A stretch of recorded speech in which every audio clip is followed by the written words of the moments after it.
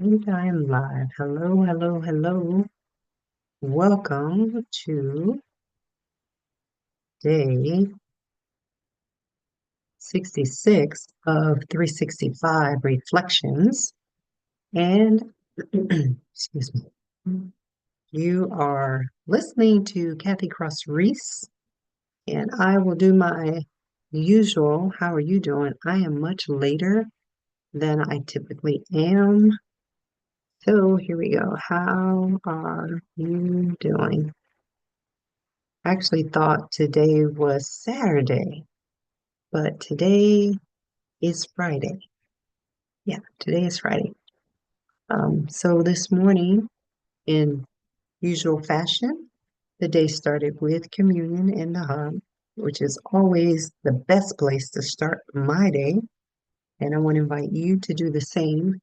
And then after that, Trucking God's Way was amazing. There was mm, don't want to say financial. Yeah, there was financial advice given by, um, well, I better not say that because it's not financial advice, but financial education. Yeah, financial education was given today, which I am planning to take action on. I have already started in some capacities in most of the things that were discussed, but education literacy is so important. So I want to thank Attorney Nina for that education spotlight that she does so willingly. And then today was kind of a slow start in terms of getting the typical things that I would get done on a Friday. But it was a good day. It was a great day. And the sun did shine today. And I actually got two books in the mail, and already started on them. One is How to Try a Spirit, and the other, and I'm not promoting these, I'm just saying what I ordered, and I'm reading, and I'm also reading Pigs in the Parlor. Someone else mentioned this as a practical guide to deliverance, and I thought, good to know, right? I'm always learning. And I have my paper Bible this time. I do have my digital one as well. I don't have Proverbs pulled up on it, but I thought I would get the paper one out.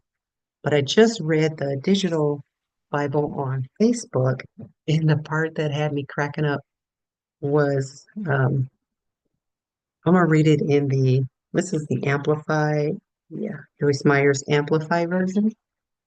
This one is funny. Well, to me, it's funny. It might not be funny to you, but this is in Joyce Meyer's Amplified version of Proverbs chapter 7, and it reads, let's see, where did I see that at? Here it is. Proverbs 7 and 7. Again, this is Joyce Meyer's Amplified version. It reads, and among the simple, empty-headed, and empty-hearted ones, I perceived among the youths, a young man void of good sense.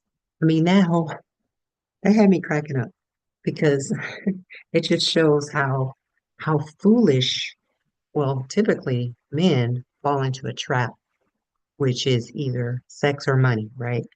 That's typically the trap. It's typically for men. I'll just say that. That's just my perspective. However, it just made me laugh because there's been much spoken in Proverbs about the seductress and the temptress woman. And I just think it's funny. I just think it's funny.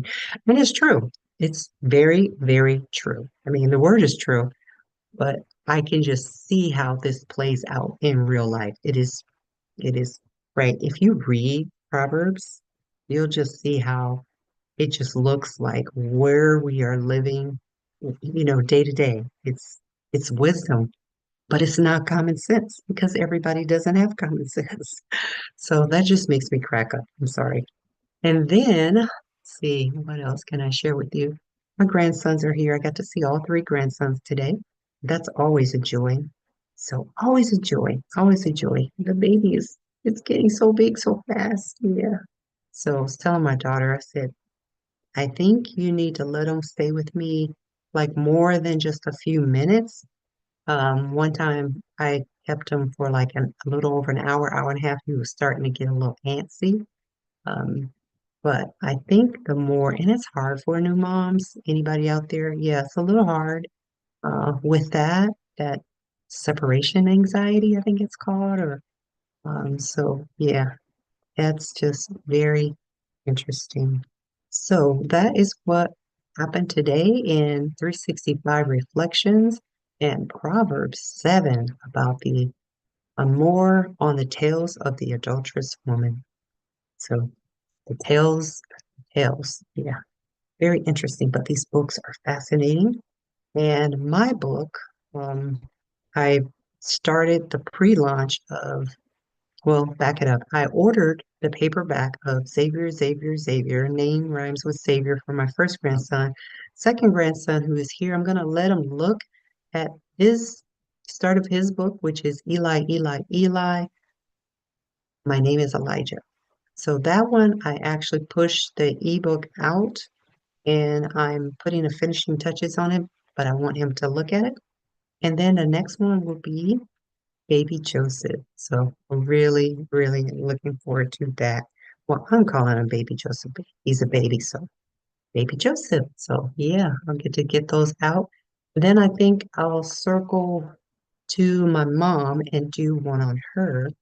I think that would be, and I might make it a children's book.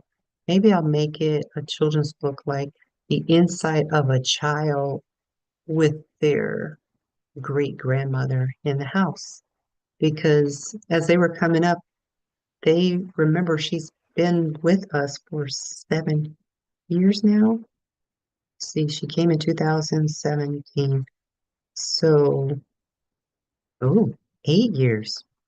She's been with us 8 years now. I didn't realize that. So really my middle grandson has always seen her here. He doesn't know any different. She's always lived with us. So when I talk about her house, he doesn't quite understand, like, what do you mean her house? She lives here. So just maybe that perspective, a child's perspective, because he doesn't really get that. She had a life before she came to live with us. So that's the whole legacy piece that I really want to instill in my grandchildren and help them to understand where they come from and their lineage and their heritage. So that's my takeaway for tonight. And I guess the top, the end of the day before the end of the day, after mom went to bed, we were watching the Carol Burnett show. Now, Carol Burnett happens to be one of my huge influences as a child coming up for comedy. Really, her and Mary Tyler Moore, both of them, just seeing them do comedy in such a way it was classy and it wasn't vulgar or anything like that. So I really love that. And I watched the episode where she closed the show down, I think after the 11th season. And when I saw that, it made me cry because, and she was like tearing up on it too. It was just so, you have to watch that one. Maybe I'll even save it in my, do a clip or something, but it was just so beautiful to hear her sing the song and sing it all the way through. I hadn't really listened to the song all the way through, the one that I'm going to end with. I just do the little clip of it, but I heard her sing the song all the way through. So I'm going to learn the song and I'm going to actually sing it, or actually, I might even create my own song. I think I'll do that as well.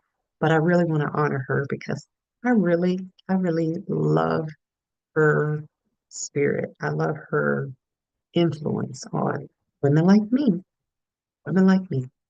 So that is my story tonight. And I want to close by, make sure, I want to close by singing just a snippet of the Carol Burnett song that she sings, that she used to sing at the end of her shows and do her signature, you know, ear earlobe. So I'm so glad we had this time together just to have a laugh or sing a song. It seems we just get started, and before you know it, comes a time we have to say so long.